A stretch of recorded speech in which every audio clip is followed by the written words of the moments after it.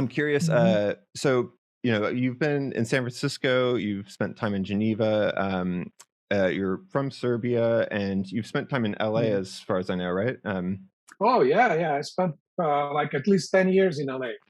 So Sure, sure. I'm curious what these sort of different locations that you've been in, and like these different scenes, what sort of like parts of your playing and composition you might relate to them. Like, is there any sort of aspect to Mhm. your playing and composition you would relate to those locations? I think that's a very interesting question. It's a good question. Yeah, nobody asked me this question before. I think it's a very good question. Um, Actually, I've never really thought very deeply about this, but now that you mention it, um, I think I think that there is really like a lot of there's a certain spirit of a place, Hmm. you know, and so sure, I was also getting older, as time went by. So some of my kind of priorities, interests changed too. Hmm. But when I came to Los Angeles, I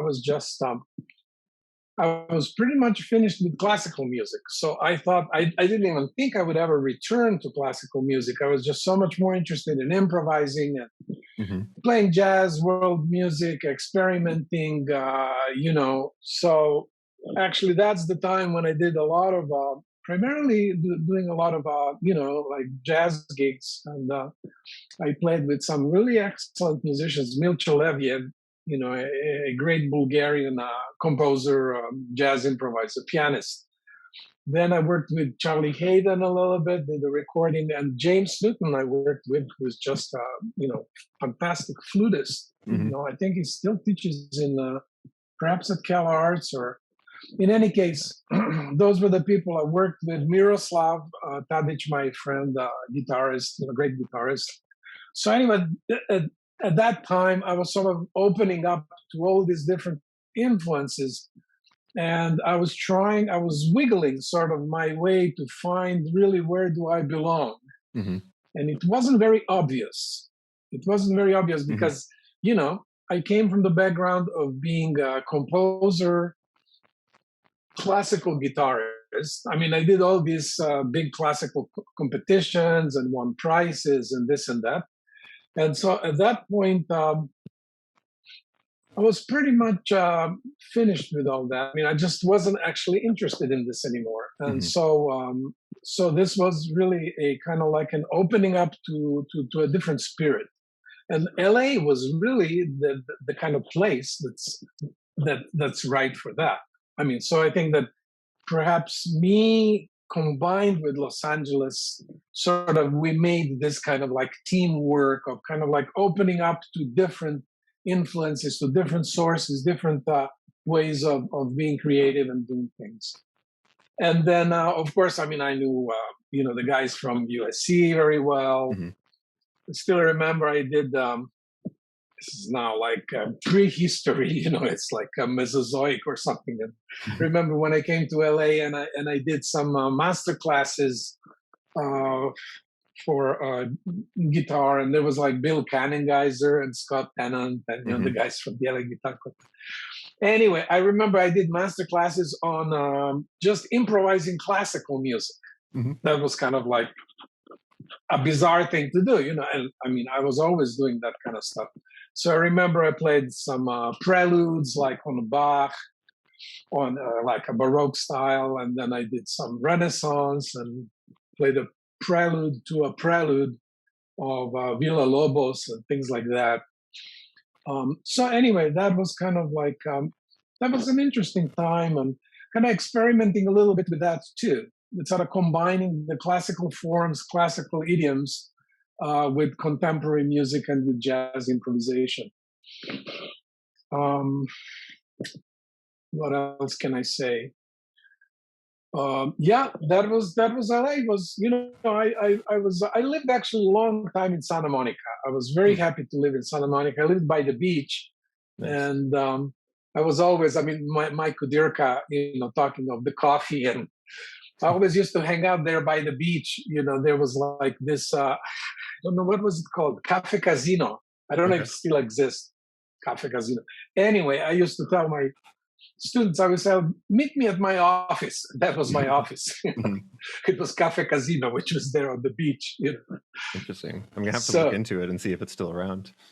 yeah, I don't know if it's still around. It was a very nice place. It's just a very relaxing place, and yeah, so it's really kind of just brings all these fun memories and lots of just traveling, starting to do festivals and this and that, and so anyway, about that time, I started to go a bit back also into classical music. I kind of figured out that that was still a very strong orientation for me. It was a very strong source, Mhm. and then I joined this trio, the guitar trio, the Fire Trio, Oh yeah. and yeah, so that was really nice, Mhm. and we had these sort of like very eclectic sort of gigs, where we would play classical music, and then we would also do like jazz standards, and then I would write some originals. And this colleague and friend of mine, Kenton Youngstrom, who was in the group, he was doing a lot of jazz standards. So Charlie Parker and all kinds of things. Mhm. So it was pretty adventurous actually at that time. That was in the 80s. That was in the 80s. So like I don't know, towards the end of 80s, maybe 86, 7, etc. Anyway, that was a pretty important part of my life at that time, and so I got back into classical music by doing this. I did also some other stuff. I worked with Elaine Comparone, a really great harpsichordist from Mhm. New York, and we recorded all the trio sonatas by Bach, 6 trio sonatas by Bach. Then we recorded all the inventions in 2 voices, 3 voices. So we did like 2 records, Is that and that Bach with was that. Bach with pluck? Is that what it is? Yes, it is. It is. It wasn't my idea. It wasn't my idea.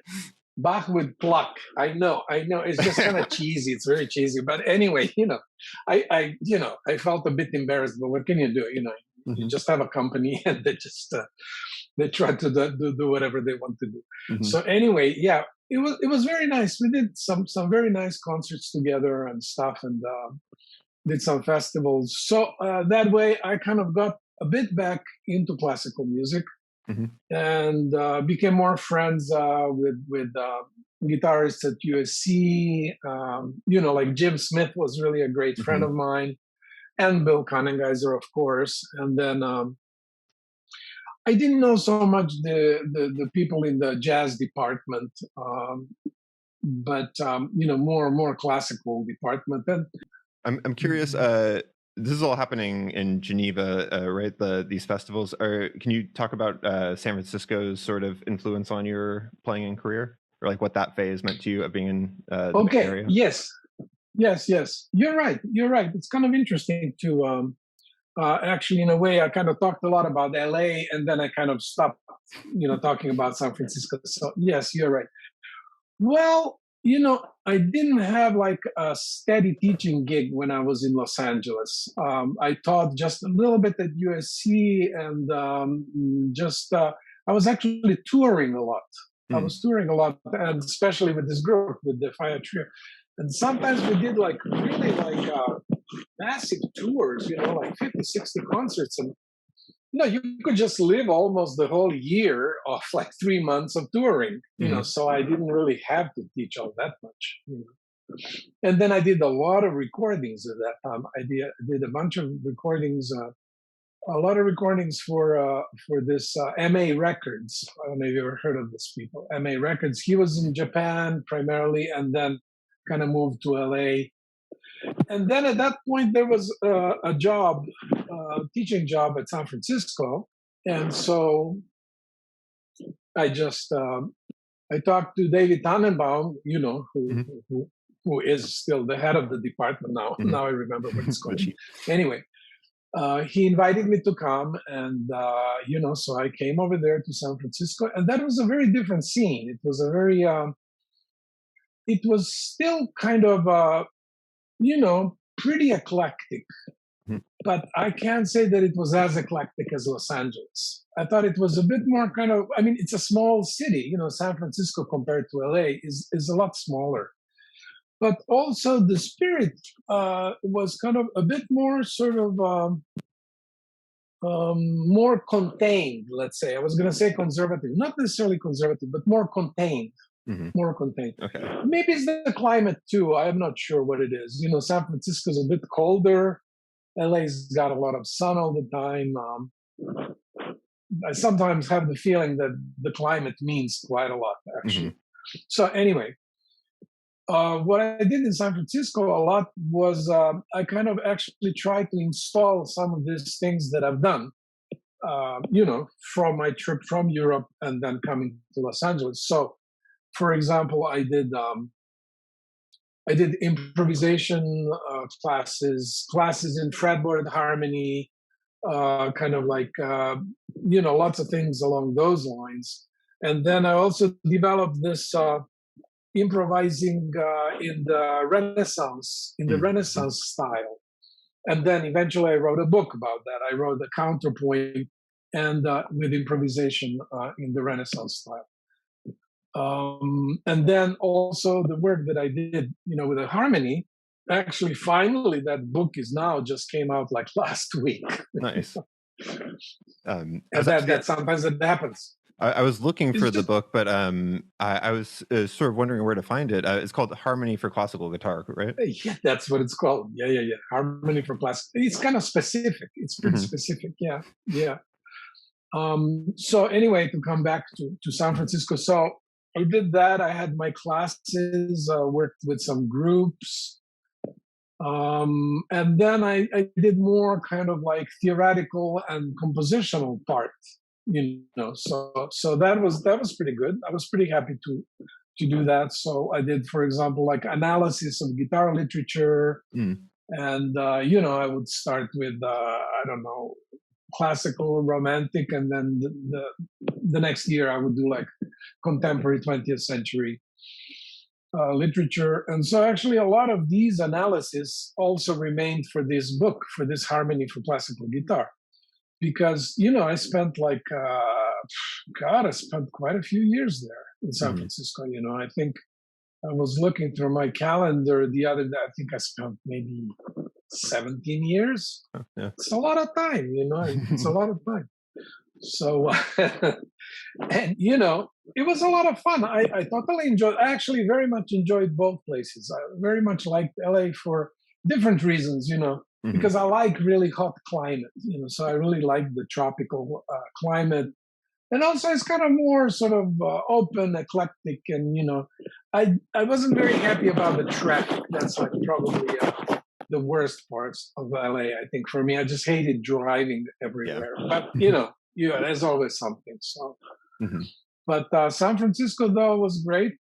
I was very kind of fleetingly in touch with the Ali Akbar Khan Institute, which is like somewhere around there, like San Rafael, I think. So I had some connection with Indian musicians too. And I still, maintain my connections with Los Angeles. So I would go to LA fairly often. And then I would travel and, go to Japan and do various kinds of tours and stuff. So, so San Francisco was a beautiful place. It's a great, also aesthetically, kind of Europeans tend to always think of San Francisco as the most European city in the United States. I don't know. It depends what kind of Europe you're thinking of. But Boston also looks like Europe, maybe more like England. Anyway,